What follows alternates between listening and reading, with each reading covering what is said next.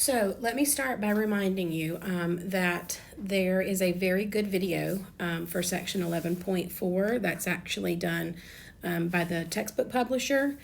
So if you have not already watched that, as I explained in my original announcement posted in D2L, please make sure that you watch that first because it goes through the steps of this Spearman rank correlation test that we're doing here for the first example in your notes.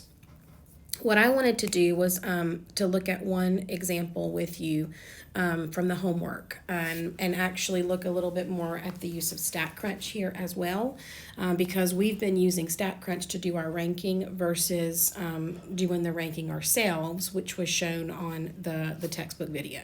All right, so the first thing that I want to just again kind of clarify is the setup of the test. All right, so when you run this particular test, your null hypothesis will always state that there is no correlation between the variables, no relationship. That's what we're looking for here in the null hypothesis. And the equivalent way to write this using statistical notation is to state the value of rho. Specifically, this is rho sub s. So this notation right here is looking at the correlation coefficient for the population. And if that equals 0, it means there is no relationship at all between the two variables. So you're going to see a little bit of both as you start going through the homework. Some will state the null hypothesis in words, that there is no correlation. Some will state the null hypothesis using rho equal to 0, and those two things say the same.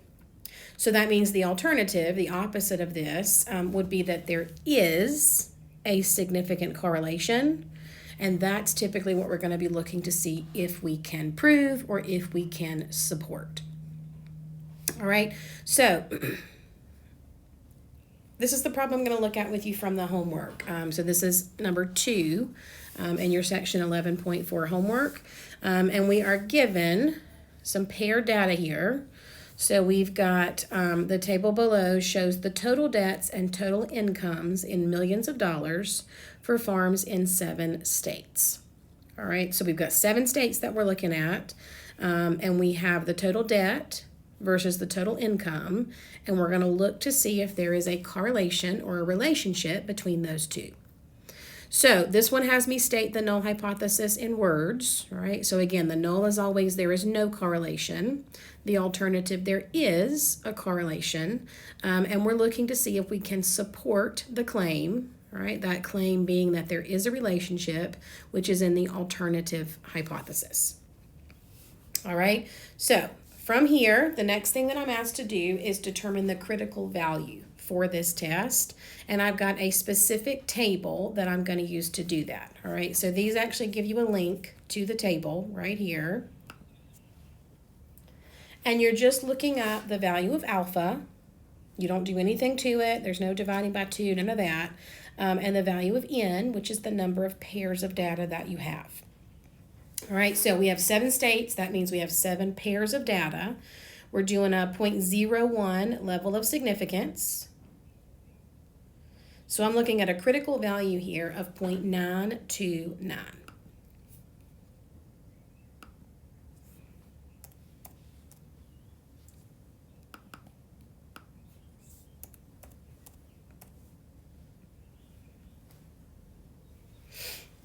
All right, now, at this point, I'm going to calculate the Spearman rank correlation coefficient for the sample data. So that Greek letter rho, that's the correlation coefficient for the population.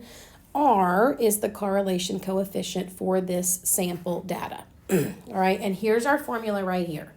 All right, so for this paired data that I have, all right, I have found my critical value. All right, so let me just make a note of that because I'll need that to make my decision. It was 0.929 using my table. And now what I want to do is calculate the correlation coefficient for the sample. All right, so this is 1 minus a quotient. All right, so the 1's over here by itself.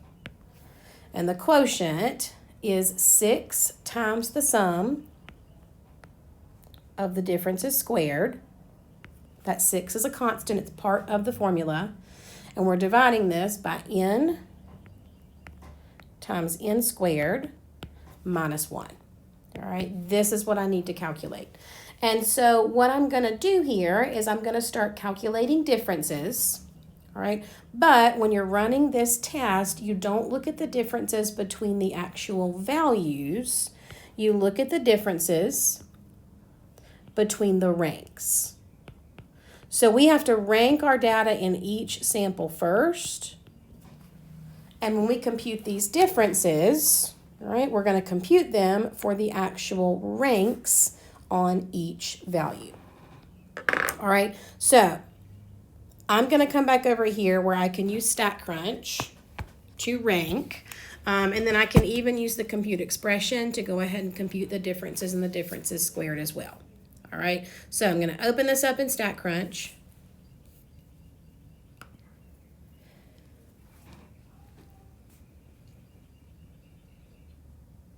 All right, I've got my data, right, the debt and the income. But before I start taking any differences, I want to rank each data. All right, now this is not, where we rank everything together like we did in some of our previous tests. This is ranking individually. So I'm going to go to data and rank, and I'm going to rank the first piece of information, which is the debt. And yours will look a little bit different than mine on a PC. I'm on my iPad, but you've done this before, all right? So we shouldn't have any trouble here, but you're going to rank the debt, right? You've got those here. And then you're going to go back, data, and rank. And you're going to rank the other piece of information, which is the income. All right. Now, these are pretty straightforward. We didn't have any ties or anything like that. So they're literally just, 1 is the lowest value, up to 7 is the highest value.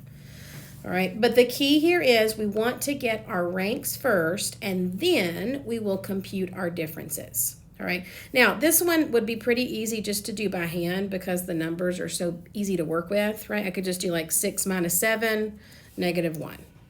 1 minus 1, 0. 3 minus 3, 0. All right.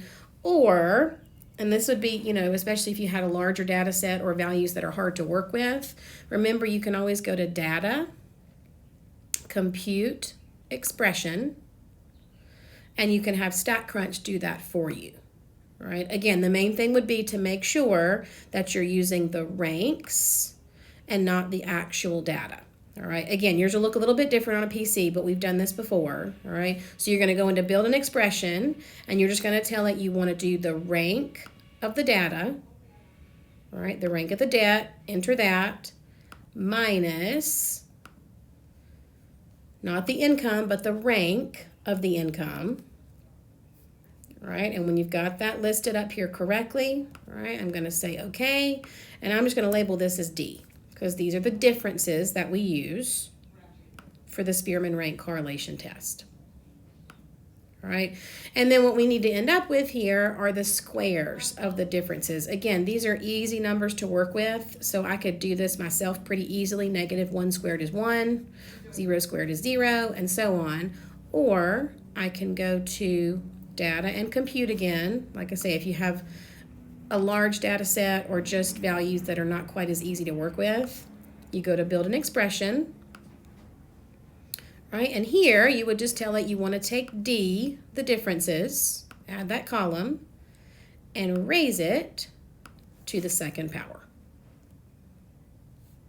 All right, so again, once you've built your expression in that bar up there, you click OK. Right, you want to label this, you can, however you want to label it. And then I've got what I need, which are the differences squared. So we rank each data set, then we compute the differences between the ranks, and then we square. And what we need to compute our Spearman rank correlation coefficient is the sum of the differences squared. So I'm looking at the information in this column right here. And again, these are pretty easy to work with. I can see that the sum is 1 plus 1 is 2 plus 4 is 6. All right. If it was a larger data set and I wanted StatCrunch to do it, I could always go to my summary stats. right? Tell it I want to look at the differences squared for the data.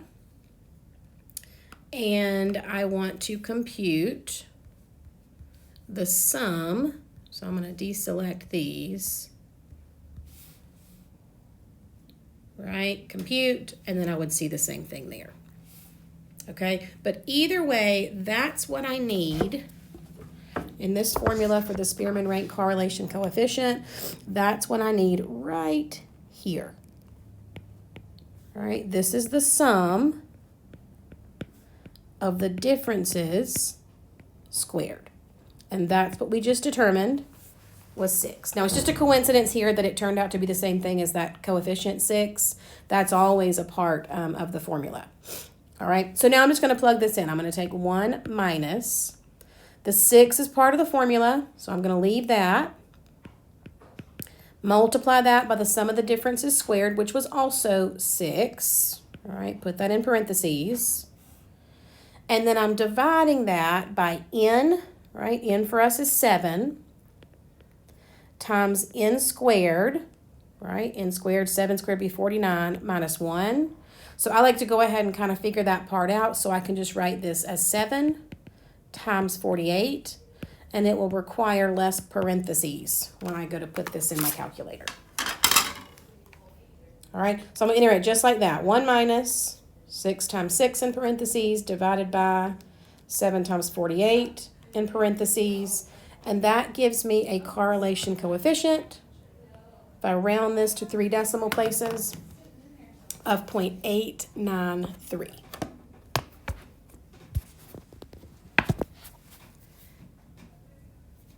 All right, so I'm going to come back over here. I'm going to input. That's my standardized test statistic, is that correlation coefficient. And then what I'm going to do is I'm going to compare these, right? Now, because the correlation coefficient R can sometimes be negative, right? It ranges from -1 to +1. When I compare to the critical value, I always use the absolute value of R. All right. Now, that doesn't really affect me here because my R was positive. All right. But if it had been negative, all right, I always take the absolute value of R, right? And I'm looking to see, if we look back at our decision rule here, if that's greater than the critical value. All right, if it is, then I would reject the null hypothesis. Okay, so let's look at what we have here. Our value of R, the correlation coefficient, is 0.893. All right, absolute value of that would still just be 0.893. And I want to know if it's greater than my critical value. That's what came from the table, which was 0.929. All right, now in this case, you can see that does not happen. And so because that does not happen, I would fail to reject the null hypothesis. All right, now again, you have to be kind of careful when you go to input this information in your problem in MyLab, just to make sure that you're putting it in the correct format. So, you know, we know that we're failing to reject. We just saw that. The reason that we're failing to reject is because that decision rule was not met. Okay, so it's not greater than. By default, that means the absolute value was less than the critical value, and that is why we fail to reject. All right, and that decision rule always works the same way. Now, the last thing you want to remember is the way this test is set up, you're always looking to see if you can support that there is a correlation. Okay, so when you run this test, all right, and you go to interpret your information, you're always looking to see if you can determine that there is a correlation. All right, so this part right here, you know, when you're looking at, you know, is there enough evidence? All right, if you're talking about what's in the alternative hypothesis, which we are, we're always talking about whether or not there is a correlation. So all you're really doing here, right, is saying, okay, did the test prove this or did it not prove this? And in this case, the test failed. And so we know that means there is not enough evidence to support the claim that there is a correlation between debt and income in the farming business. And that would finish out my test. So just, be careful in that last step with the interpretation. Basically, you'll either be looking to state there is enough evidence to show that there is a correlation, right? Or there is not enough evidence to show that there is a correlation, all right? You can't actually prove that there is no correlation because that's your null hypothesis, and, we can only reject what's in the null hypothesis. So just be careful about that to make sure that you are interpreting correctly.